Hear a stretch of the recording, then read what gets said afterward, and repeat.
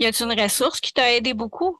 Oui, parce que au début, j'essayais d'aller voir comment je pouvais faire pour retourner à l'école. Puis, tu viens d'arrêter de consommer, tu viens d'arrêter de vendre, là, c'est comme tout un changement. Fait que là, c'était comme trop pour moi. Je pense que c'est Emploi Québec qui m'a référé à un groupe plein d'emploi, dans le fond. J'allais faire des rencontres à toutes les semaines. Puis là-bas, ils m'ont accueilli, ils étaient super gentils, dans le fond. Ils m'ont comme aidé à aller retourner à l'école, là, puis faire mes démarches pour ça. Là. Puis en même temps, là, j'ai eu plein de problèmes qui sont arrivés en même temps. J'avais accumulé des dettes, puis blablabla. Ils m'ont aidé beaucoup, en tout cas. Pendant comme quoi, quelques mois, là, j'allais faire des rencontres à toutes les semaines. Là. Ils étaient contents, ils disaient, ah, toi, t'es le plus facile de la gang.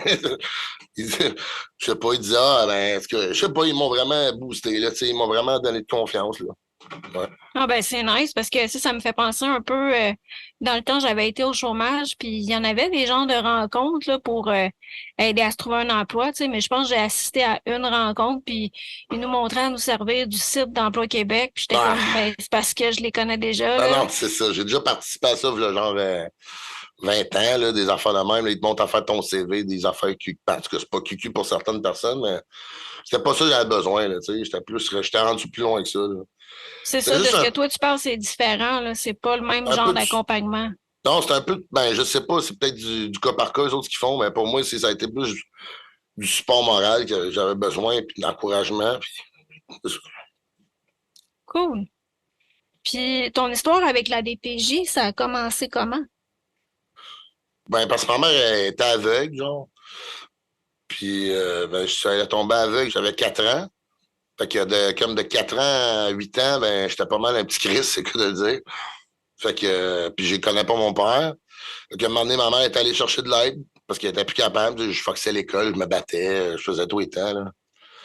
Puis c'est ça, ça a commencé de même. J'ai rencontré un travailleur social, j'ai été placé en famille d'accueil. J'étais chanceux quand même parce que j'ai passé 8 ans dans la même famille d'accueil.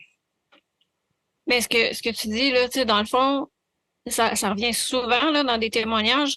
Des adultes vont demander de l'aide, puis faute de ressources, faute d'être capable de vraiment les aider, ils vont conseiller de placer l'enfant.